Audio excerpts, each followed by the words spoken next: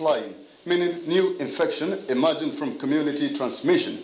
Efforts towards getting citizens comply with protocols on safety and prevention of spread remains largely unsuccessful in many areas. These failings are mostly attributed to individuals and communities questioning the reality and paralyzing effect of the coronavirus pandemic on human societies. More awareness taken to the doorstep of the people through enhanced public enlightenment campaign will be a game changer in the quest for containment and curbing community transmission of COVID-19. It is race against time to adopt new strategies to scale up awareness and change the psyche of the large numbers of doubting Thomases out there. This is our focus today on Panorama.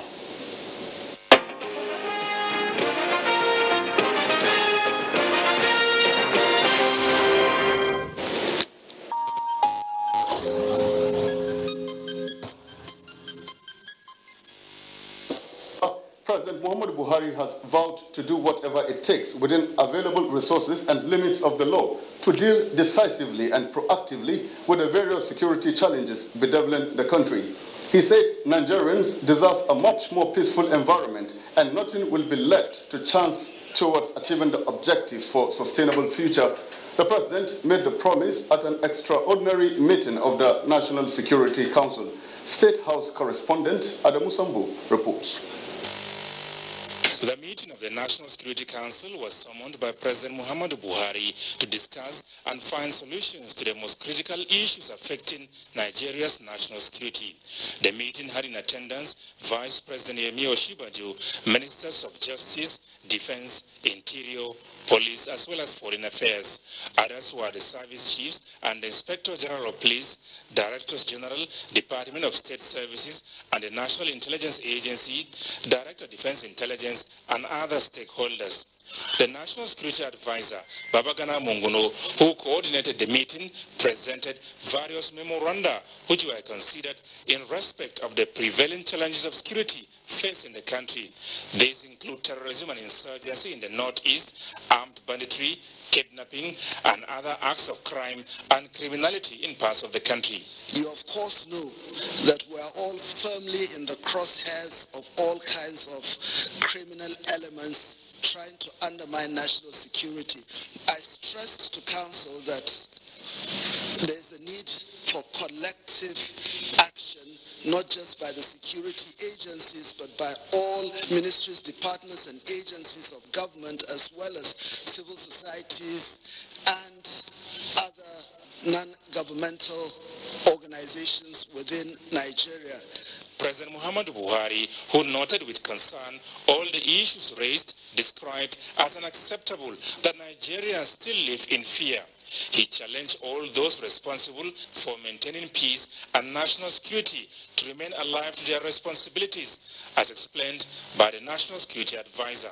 Mr. President is fully on board, committed to doing whatever is necessary to reduce the spate of violence and insecurity in the country, spending whatever resources he has at his disposal to bring a quick end to all the issues bringing a lot of sorrows to Nigerians. And he will redouble his efforts in ensuring that the primary responsibility of government, which is to ensure the safety of lives and property, is realized. The National Security Council was also brought up to speed by the Chairman, Presidential Task Force on COVID-19 and Secretary to the Government of the Federation, Boss Mustafa, on efforts at controlling and containing the coronavirus pandemic in the country. He gave a comprehensive brief on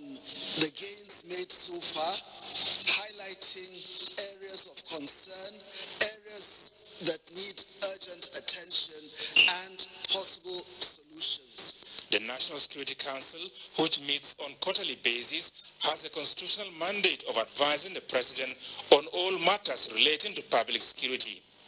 From the State House, Adamu Sambu, NTA News. And Panorama continues from here in Abuja. I am Ifoma Wajinta. And we begin with the latest number of confirmed cases of coronavirus announced by Nigeria Center for Disease Control, NCDC, stands at 193 as at 14th May 2020. The breakdown across the country is 58 in Lagos, Kano has 44, Jigawa 35, Yobe 12, the FCT 9 and Ogun 7. Others include Plateau and Gombe 5 each, Imo 4, Edo 3, Kwara and Borno 3 each. Bauchi, Nasarawa and Ondo have 1 case each. A total of 5,162 cases of COVID-19 have been recorded in Nigeria. 1,180 patients have been discharged and death stands at 167. Meanwhile, Nigeria did not place a request for Madagascar's herbal remedy for coronavirus. Chairman of the Presidential Task Force on COVID-19 and Secretary to the Government of the Federation, Boss Mustafa, at the daily briefing in Abuja, gave the clarification following contrary insinuations among some Nigerians. Mitari Ikben reports. Of hue and cry for recognition of local remedies for coronavirus, the PTF chairman says the herbal remedy being expected from Madagascar is a gift and not Nigeria's request. Nigeria did not ask. The Madagascar government decided to airlift quantities meant for the African countries. That of West Africa was taken to Guinea-Bissau. So all the West African countries, all the members of ECOWAS have their commodities offloaded in Guinea-Bissau. And that was the one I referred to, that we were making arrangement to evacuate. But the impression out there is as if we abandoned homegrown solution and we were looking for Madagascar solution. We didn't ask for it, but it was taken in the spirit of African brotherly love. Security operatives were directed to stop the harassment of essential service providers. We therefore use this medium to re-emphasize that farmers fall within the list of exemptions and urge state governors, local government authorities and security agencies to please allow them to carry out their activities. Our food security is critical to our national security. Our guidelines and directives are very clear. Essential workers need to be allowed free movement. Harassment by security agencies, we will raise it again. We have discussed with the security chiefs while we plead with the public to continue to respect our security services that are doing their job. It is also very important that security services treat the general public with the dignity they deserve. There were tips for curbing community transmission and other sectoral information. Face masks should become commonplace, and I look forward to seeing cooks and food vendors, for example, wearing masks or risk losing customers. We need to wipe our surfaces regularly. So if you walk in an office where there's a staircase and everybody touches that staircase as you're going up, you get one of the cleaners. The easiest thing is bleach. Dilute bleach with about half a cup of bleach to 1 gallon of water, and use that to regularly disinfect surfaces where people put their hands on all the time. We're now allowing a credit scheme over a 5-year period for those who are in polytechnics, colleges of education, who do not have these tablets and laptops, to make an acquisition with alongside those who say they have. It's my hope that various media houses at whatever level will take the opportunity of the pandemic to ensure that insurance covers are included in the condition of service of their workers. The Presidential Task Force encouraged Nigerians discharged from COVID-19 isolation and treatment centers to share their experiences, for others to know that COVID-19 is not a death sentence. In Abuja, Mitaire Ikben, NTA News. And to security matters, 9 Boko Haram terrorists have been killed in an ambush by troops of Sector 1 Operation Lafia Doli. A statement by the Acting Director, Army Public Relations, Colonel Sagir Musa, indicates that the terrorists were eliminated at one of their regular crossing points in Kaga local government area of Borno State. Colonel Musa notes that 2 gun trucks mounted with anti-aircraft guns were recovered from the operation. Meanwhile, the Ondo State Police Command has confirmed the rescue of the Army captain kidnapped in Akoko area of the state a few days ago. The command says the Army officer was rescued by a team combined security operatives. Toyin Batiri has the details. The Army captain was abducted by unknown gunmen around Auga Akoko while traveling alone. Ondo State Police Public Relations Officer T. Leo Ikoro and the spokesman of the Nigerian Army 32 Artillery Brigade, Akure, Captain Ayorin Deomojogun, said the officer was rescued by a combined team of police and the Army who combed the forest immediately the news broke. They said that they could not find the criminals because they are taken to their use. The CP told divisions within the area that he was kidnapped to them must ensure the man is released within 24 hours, and I think it worked. But we didn't work alone. We had the military on our side. The police public relations officer who noted that the force will continue to maintain the relative peace being enjoyed in the state warned criminals to stay off the state as it will be unbearable for them henceforth. In Akure, Toyin Batire, NTA News. A combined team of the Nigerian Immigration Service and the Nigerian Navy operatives has intercepted 10 Nigerians who were heading to Cameroon amidst the border closure to curb the spread of COVID-19. A statement by the Nigerian Immigration Service Public Relations Officer, DCI Sunday James, indicates that the group of 10, 2 from Cross River and 8 from Akwa Ibom State, were arrested at Eshet's village, a Dadia control post access in Urwan local government area of Akwa Ibom State. The 10 were then profiled by the Nigeria Immigration Service and subsequently handed over to health officials for medical checks to ascertain their COVID-19 status before they were returned to their localities. We now pause for some messages. Panorama continues after this timeout. To stay.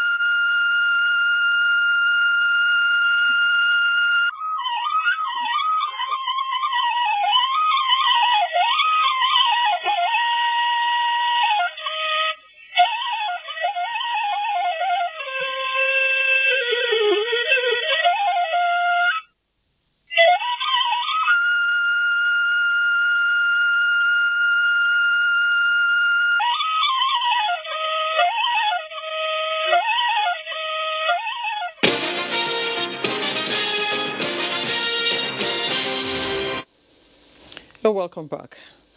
Now, as global apprehension continues over what the future holds for humanity post-COVID-19, particularly in respect of the economy, healthcare, job security, and general well-being. Nigerians have been assured of a robust post-COVID-19 plans by President Muhammadu Buhari.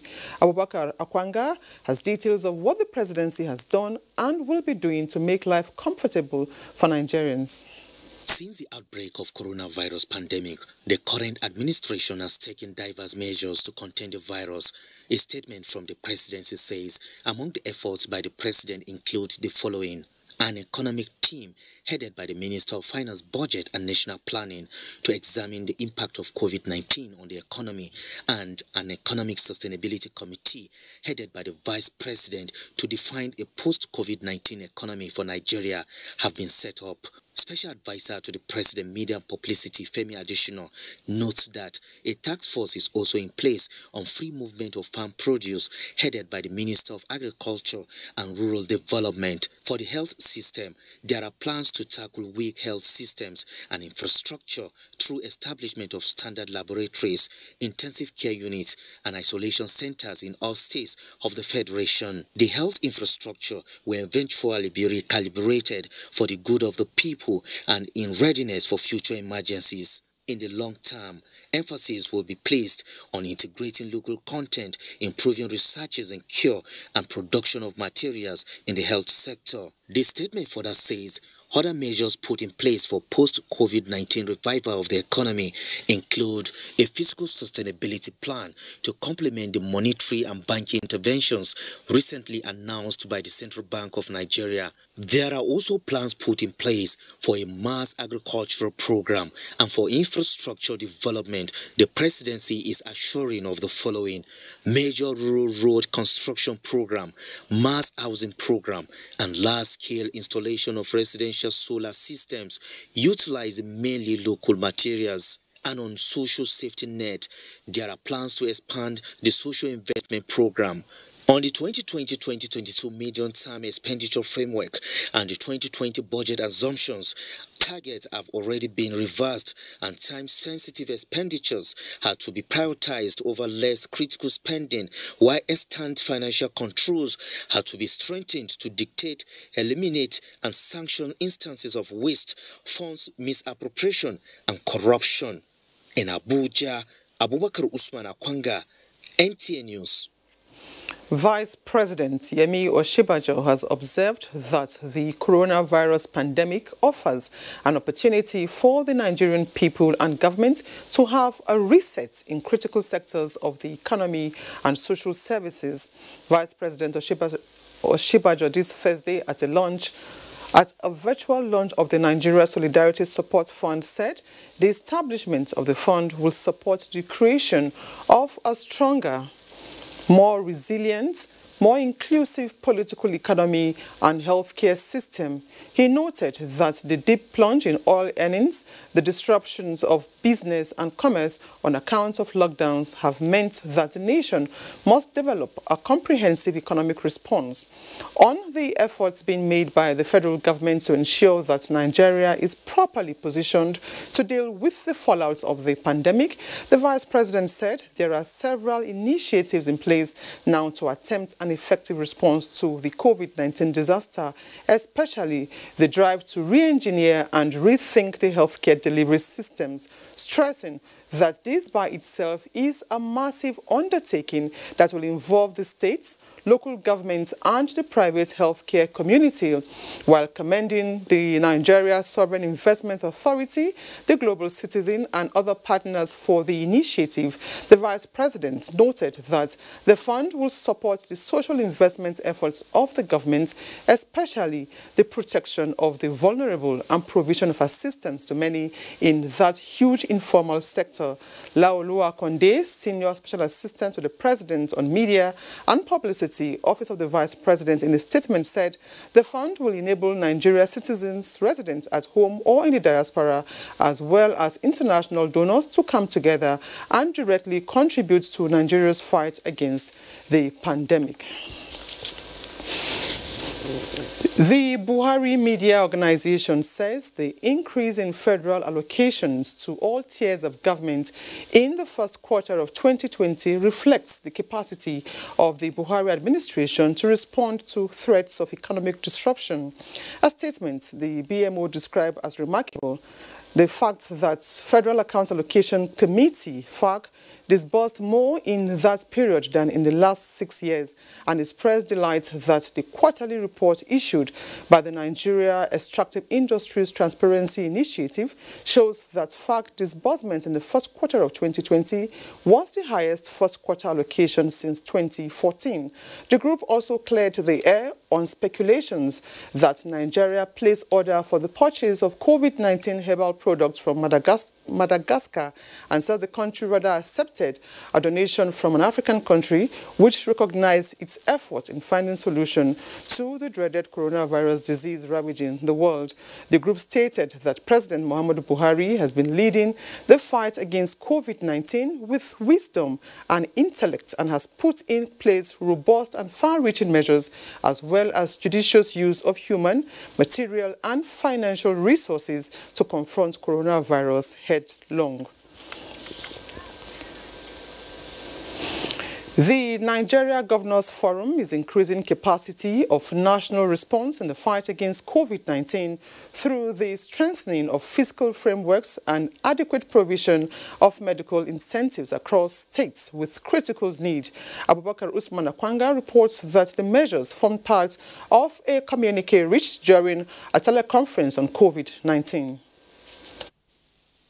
The communique drew attention of the federal government on the need for inclusive and strategic engagements of states in sharing of revenues and other refunds from treasury loot to meet shortfall occasioned by COVID-19. The forum also agreed to review state 2020 budgets and the amendment of state procurement guidelines for the pro-poor fiscal response to mitigate impact of COVID-19. The forum is also to initiate software for the deployment of e-procurement across states as a service model with a framework agreement. The NGF also pledges to sustain all multilateral and bilateral partnership, collaborate with Dangote Foundation and Coalition Against COVID-19 for the recruitment of health volunteers to assist in the management of facilities across the country, and received a briefing from the Group Managing Director of NNPC, Mele Kyari, on delivery of permanent medical facilities and supplies of other equipment to accelerate performance of frontline workers in the continued fight against the pandemic.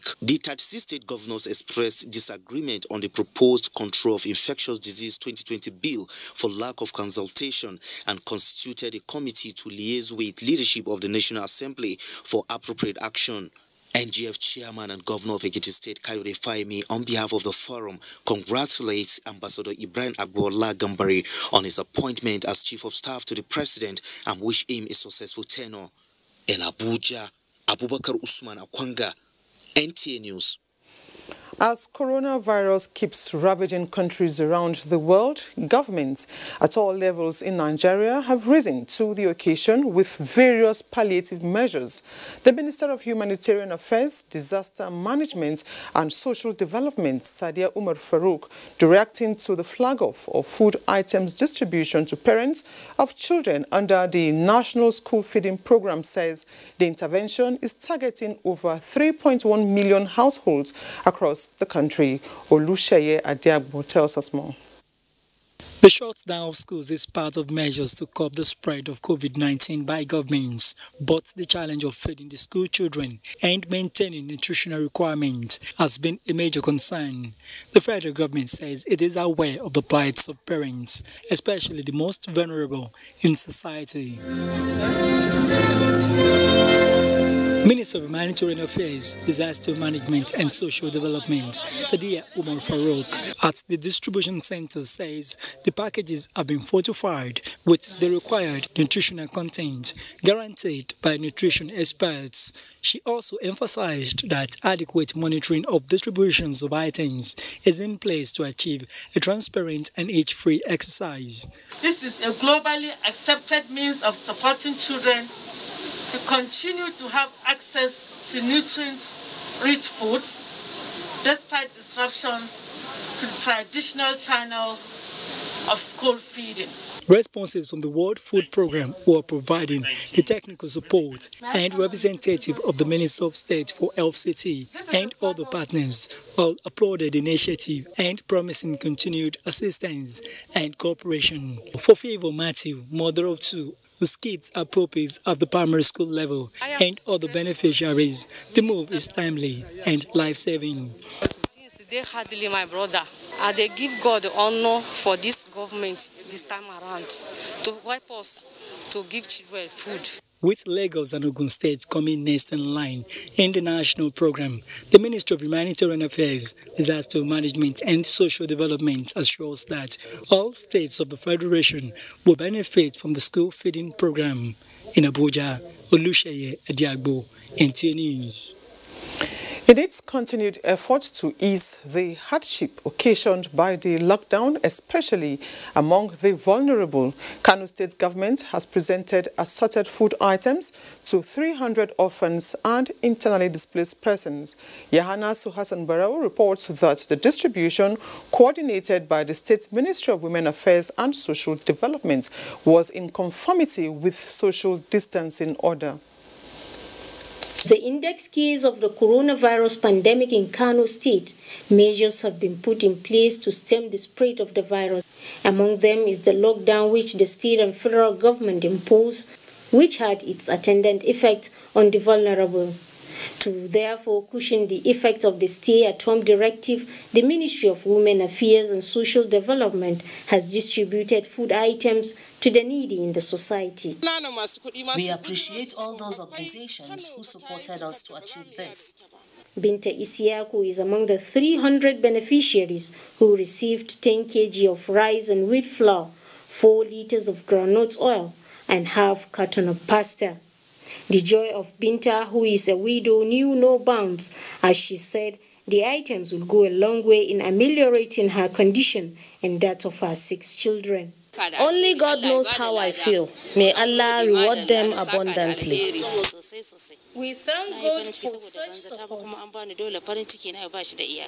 The distribution was observed following the guidelines of social distancing, use of hand sanitizer, and the distribution of face masks to the beneficiaries. In Kano, Yohannes Hasambaro, NTA News. An Islamic group, the Jamiatu Ansaruddin Tijaniya, has reached out to the vulnerable persons with palliatives in Kuje Area Council of the FCT. Tessie Omeri reports that the gesture is in the spirit of the Ramadan as well as to cushion the impact of the partial lockdown. A season of Ramadan is characterized with almsgiving in addition to fasting and other activities in line with the teachings of Prophet Muhammad sallallahu alaihi wasallam. So, the Jamiatu Ansaruddin Tijaniya is extending its gesture to the vulnerable persons in Kuje with food items and other personal protective equipment to keep safe from coronavirus. It's a holy month of Ramadan, and we know how it is to pass this kind of holy month under this kind of predicament. So it is on this we now donate within ourselves and see how to really help. Since we cannot reach everyone, so we have to also prioritize. Amina Yakubu is among more than 80 families that benefited from the palliatives. We have to talk to the people to obey what the government says. So far, more than 600 families across the 6 area councils of the FCT benefited from the palliatives, courtesy of the Jamiatu Ansaruddin Tijaniya. The Islamic group also paid homage on the traditional ruler of the area, Gomo Kuje Alhaji Haruna Tanko Jibrin. In Abuja, Tessie Omeri, NTA News. And that concludes Panorama for today. We thank you for watching. I am Ifoma Ojinta.